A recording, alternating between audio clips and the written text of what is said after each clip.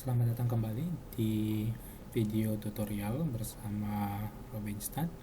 Kali ini kita akan bahas tentang uji proporsi, di mana pengujian proporsi ini untuk melihat membandingkan proporsi suatu kategori baik terhadap satu populasi yang dibandingkan dengan suatu nilai maupun terhadap dua populasi yang bersifat dependent maupun independent dan pembandingan dengan lebih dari dua populasi. Nah, sebelum kita lanjut, para sahabat dapat like, komen, dan subscribe untuk mendapatkan video-video menarik selanjutnya. Sebagai contoh khusus, untuk uji satu proporsi, kita akan dari 20 responden, kita akan melihat apakah proporsi laki-laki dan perempuan itu sama atau tidak. Jadi kita anggap bahwa peluangnya atau proporsinya adalah 0,5. Langsung saja kita buka file SPSS kita open ya, file open data untuk uji proporsi. Nah, seperti ini datanya ya. Kalau bentuk angkanya seperti ini, gender. Nah, ini bentuk stringnya ya. Kita mau lihat apakah jumlah laki-laki pada gender 1 ini sama atau tidak. Nah, caranya adalah analyze. Kemudian kita pilih compare means, kita pilih yang uji proporsi one proportion ya. Kalau dia satu biasanya pakai Z, dua proporsi juga pakai Z. Nah, kalau dia lebih dari dua populasi biasanya pakai chi-square ya, one sample proportion. Seperti itu ya. Nah, kita akan lihat di sini gender one ya, kemudian akan kita lihat tesnya. Nah, tesnya maunya lihat midpoint atau score atau apa, nanti bisa dipilih atau pakai default ya. Kemudian yang menjadi ininya define accessnya yang kode berapa. Nah, misalkan kita mau last value ya, karena kebetulan di sini adalah satu atau value-nya satu aja. Seperti itu ya. Ini jenis-jenis tesnya tadi sudah, kemudian menggunakan missing value enggak. Nah, oke, tinggal kita oke-kan saja. Nah, seperti ini. Nah, maka hasilnya kita katakan untuk test value 0,5 ya. Boleh kita katakan menurut beberapa uji di sini bahwa dia signifikan.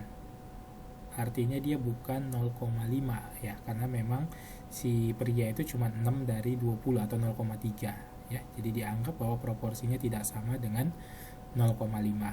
Dia adalah lebih kecil dari 0,5. Seperti itu untuk satu populasi. Selanjutnya untuk dua populasi ya, dua populasi kita misalkan untuk yang independen. Nah, kita akan menguji dua ini pada suatu misalkan daerah ya. Kita akan menguji dia untuk dua populasi yang bersifat independen ya. Nah, independen. Jadi kita mau menguji apakah laki-laki di daerah A dengan daerah B sama atau tidak jumlahnya. Kalau kita lihat, kita kembali ke datanya sini ya, ini daerah A, ini daerah B ya, secara acak ya, jumlah ininya sama nggak? Ternyata ini dibagi jadi daerah kan. Nah, kita analyze ya, kita pilih yang tadi juga ya, compare means, kemudian dua proporsi yang bersifat independen. Nah, jadi yang dipilih adalah gender ya, sama tadi yang mau dipilih di ini laki-lakinya sama nggak, daerah 1 dengan daerah 2, groupingnya by daerah, masukkan ke sini ya. Kemudian kita oke kan saja. Oke, at least one group. Sorry, di sini ada yang compare tadi the independent ya. Nah, kita mau bandingkan tadi by daerah, define grupnya tadi grup 1 itu 0 ya. Grup ininya 1 ya. Nah, tadi salah kode. Nah, baru keluar dia. Nah, kalau kita lihat di sini ternyata gender laki-laki untuk daerah A dan daerah B itu hampir-hampir sama ya. Sehingga probabilitasnya itu untuk dua arah itu dianggap tidak signifikan. Jadi H0-nya sama, H1-nya tidak sama. Jadi ini dia ternyata dia tidak signifikan. Baik dengan satu arah juga, apakah lebih kecil atau lebih besar, dia juga tidak signifikan ya. Kemudian kalau yang dia bersifat dependent, artinya dia seperti ini. Jadi kita ingin melihat apakah proporsi dari 20 orang ini ya pada saat berapa orang yang laki-laki atau perempuan yang suka calon A setelah dan sebelum dia berkampanye, ya. Jadi akan kita lihat, kita bandingkan, ya, antara yang daerah dia sebelum melakukan kampanye, ada nggak perbedaan pergeseran proporsinya. Nah, kita lihat analyze, nah, sama compare means, pilih yang pair. Nah, ini pairnya kelompok 1 gender 1, ini gendernya gender 2. Nah, tinggal kita okekan saja, atau mau khusus laki-laki yang kita bandingkan, ya, atau last value, atau untuk yang perempuan, ya, the first value. Tinggal kita okekan saja. Nah, kalau kita lihat ternyata di sini dia menggunakan baik McNemar maupun mid adjust binomial, ternyata dia tidak signifikan. Artinya sama saja komposisi laki-laki dan perempuan sebelum dan sesudah dia kampanye.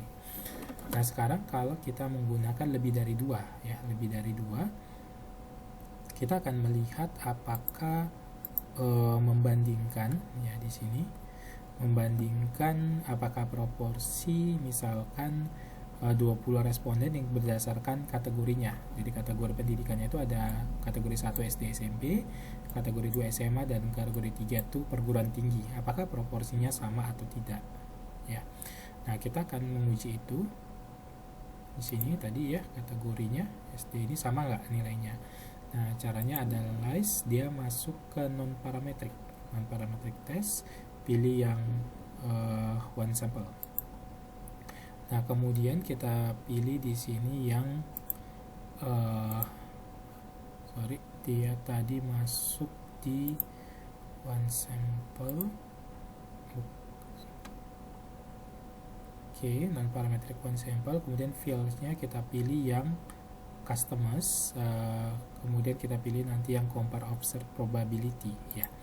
Berarti tadi kita harus dipilih yang di sini, yang sini. Nah, nanti fieldnya kita pilih yang variabel yang mau diteliti itu adalah si pendidikan, ya. Ini kata dipilihnya objektifnya customers, kemudian ininya fieldnya pilih yang pendidikan yang mau kita teliti, ya. Kemudian choose testnya kita kena memilih itu tadi, maka yang kita pilih adalah tes yang ini tentang probability chi-square, ya. Oke. Opsinya kalau mau dibuat, jadi opsinya kategorinya sama semua atau berdasarkan tersendiri, kita punya relative frekuensi mau diisi berapa. Tapi biasanya kalau kategori have equals probability, ya. Oke, kemudian kita run. Nah, hasilnya kita lihat bahwa